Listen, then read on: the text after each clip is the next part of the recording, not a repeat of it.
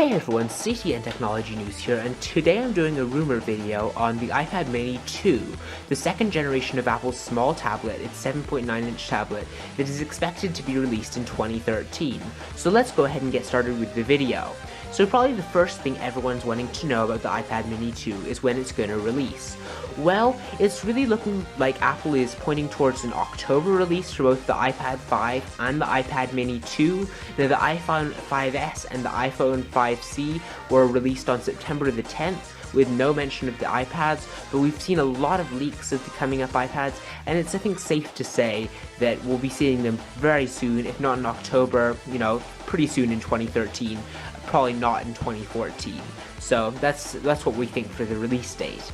Now as far as the screen, we've seen a lot of different stuff about the iPad mini screen. Some people predict it will have a Retina display, some people will predict it will have the same lowly resolution of 1024 by 768. Now with the new Nexus 7 upping the stakes with a 1920 by 1200 screen, I can't personally see Apple sitting by with the same resolution, so I'd expect more. Now according to Brightwire, AU Optronics is manufacturing a 7.9-inch screen with a resolution of 2048 by 1536, and this would give the iPad mini 2 a pixel density of 324 pixels per inch, just behind the iPhone 5S's 326 pixels per inch. Now as far as the design of the iPad mini 2, well, the iPad mini was the newest iPad design, and the talk is that the iPad 5 will take its design cues from the model.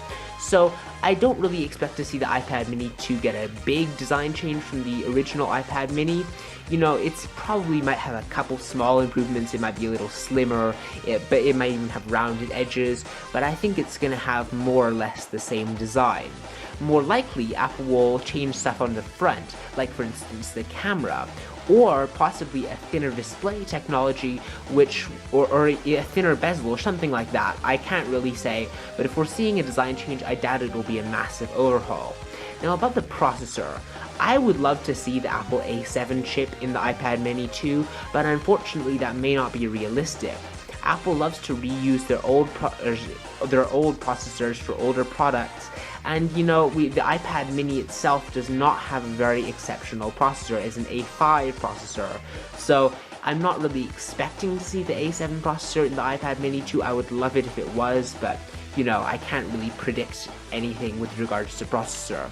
Now about the storage, I would also really like to see an 128GB version of the iPad mini 2, but again, I don't think this is realistic.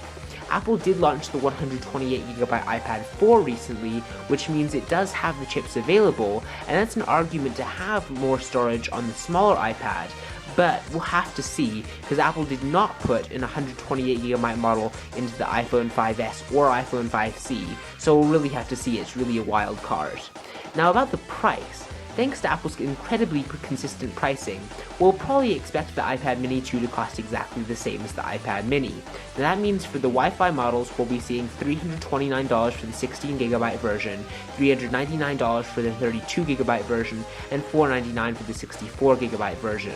This method of price guessing for Apple's products has been very accurate in the past, with things with regards to the iPad 4 and the iPhone 5S. So, I don't really like how expensive the iPad mini is, but I do think that we'll probably be seeing a very similar price for the iPad mini 2.